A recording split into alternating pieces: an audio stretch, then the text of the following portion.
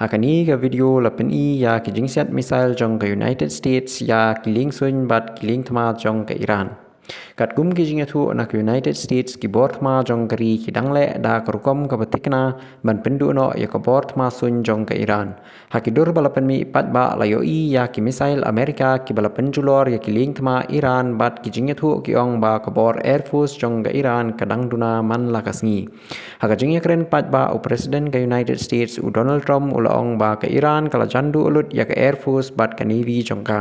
Ula ong ba ka jinga jong ka thma ka pen ba ka United States kala yo jingjop haki babon ki Pynbthei. Henry ki riu shimpang ki ong bawat la kini ki jinga thu ki ong ba ka bortma Iran kala duna Henry ka Iran ka dang pateng ban le ka jinga kun bat kam dan dak AA ba ka jinga siat kan sa nge kloi.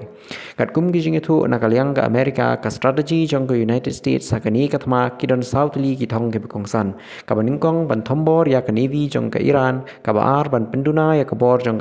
ka army bat ki ter thma ka balai ban pentikna ba omdon ki system thma ki badang trekam bat ka pasau pat ban pentikna ba ka jingyat umpniang ha ka Strait of Hormuz kan bateng klem jing eno. Ka Strait of Hormuz kadai ka lenti ka bakongsan bha ha ka Pynbthei namar bun ka umpniang kaya lingba ka ni ka jaka. Ha ka bakut ki riu pech menia ki ong ba ka jingkili ka bakrau menta kalong hadu kanu ka por kani ka thma hapdeng ka United States ka Israel bat ka Iran kan la ban bateng namar arliang kidang penpau ki jinget hu ki bayapher halor ka jinglong jingman jong ka jingya kun.